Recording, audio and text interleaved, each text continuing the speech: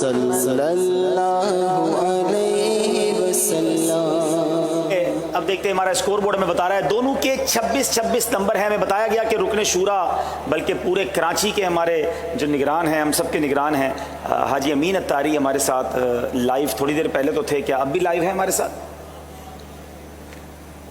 تو ہم حاجی امین کے کچھ جی چلیں جناب، تو اب چلتے ہیں ہم اگلے سیگمنٹ کی طرف جس کا نام ہے مدنی گلدستہ۔ دیدار مرشد بھی ہوگا، بہت پیاری پیاری باتیں بھی سیکھیں گے۔ یہاں موجود حاضرین آپ بھی ریڈی رہیں، ہو سکتا ہے آپ سے بھی سوال ہو جائے اور دونوں ٹیموں سے بھی سوال ہوگا۔ آئیے چلتے ہیں، دیکھتے ہیں مدنی گلدستہ۔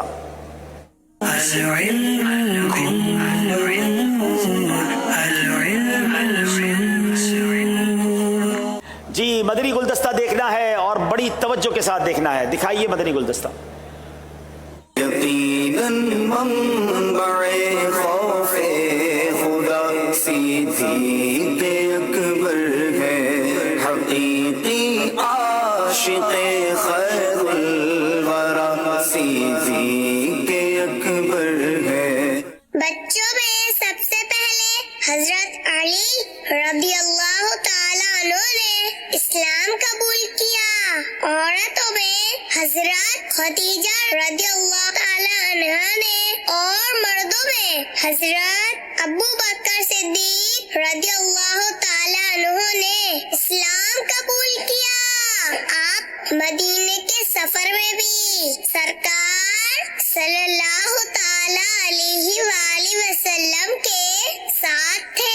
پیارے آقا صلی اللہ تعالیٰ علیہ وآلہ وسلم کی موجودگی میں آپ نے نماز پڑھائی اور صدیق اکبر رضی اللہ تعالیٰ عنہ یار غار بھی ہیں اور یار مزار بھی۔ امیر اہل سنت، یہ بتائیے یہ غار کیا ہوتا ہے اور آپ کو یار غار کیوں کہتے ہیں؟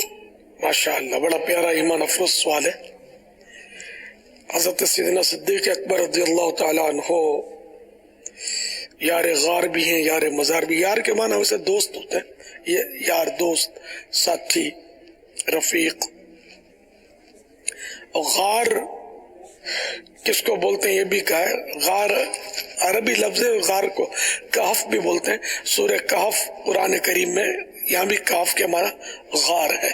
ایک ہی چیز کے کئی نام ہوتے ہیں نا، تو یہ پہاڑ میں سمجھو کہ بڑا سوراخ ہوتا ہے، پتھر تھوڑے ہٹے ہوئے ہوتے ہیں کچھ، یعنی کہ ایک سوراخ سا بنا ہوتا ہے جس میں انہی پتھروں کی دیواریں بھی ہوتی ہیں، تو اس کو غار بولتے ہیں۔ یہ بعض اوقات بہت گہرے گہرے ہوتے ہیں۔ غار کو انگلش میں کیو بولتے ہیں۔ ہمارے ہاں تو مشہور یہ اردو میں، گجراتی میں اور دیگر پتہ نہیں کن کن زبانوں میں غار ہی مشہور ہے۔ صدیق اکبر رضی اللہ تعالیٰ عنہ کی نسبت سے غار ثور، ماشاءاللہ یہ غار ثور یہ وہی خوش نصیب غار ہے جس میں ہمارے مدنی سرکار صلی اللہ تعالیٰ علیہ وآلہ وسلم اور یار غار و یار مزار عاشق اکبر سیدنا صدیق اکبر رضی اللہ تعالیٰ عنہ بھی ساتھ تھے۔ تو یہاں انہوں نے، یعنی کہ وہ کفار پیچھا کر رہے تھے، تو یہاں ان صاحبان نے غار کو مشرف کیا تھا، اپنے قدم چومنے کی اجازت بخشی، بلکہ بدن چومنے کی بھی اجازت بخشی، یہاں قیام بھی کیا۔ کم و بیش 3 دن اس غار کو خوشبودار کیا اپنے وجود مسعود سے، اپنے بدن مبارک سے۔ تو یہ اس لیے وہ یار غار کہتے ہیں کہ غار میں ساتھ تھے، غار کے ساتھی تھے۔ اللہ کی شان ہے نا۔ غار تو 1000 ہیں، لیکن اس غار کو میرے مصطفیٰ صلی اللہ تعالیٰ علیہ وآلہ وسلم کی قدم چومنے کا شرف حاصل ہوا، تو یہ کتنا مشہور ہو گیا ہے کہ آج بھی لاکھ دشوار ہے، لیکن وہ عاشقان صحابہ و اہل بیت اس غار کا دیدار کرتے ہیں۔ یہ کافی اونچائی پر ہے، وہ پہنچتے ہیں پہنچنے والے۔ اللہ ہم سب کو بھی اس کی زیارت نصیب فرمائے۔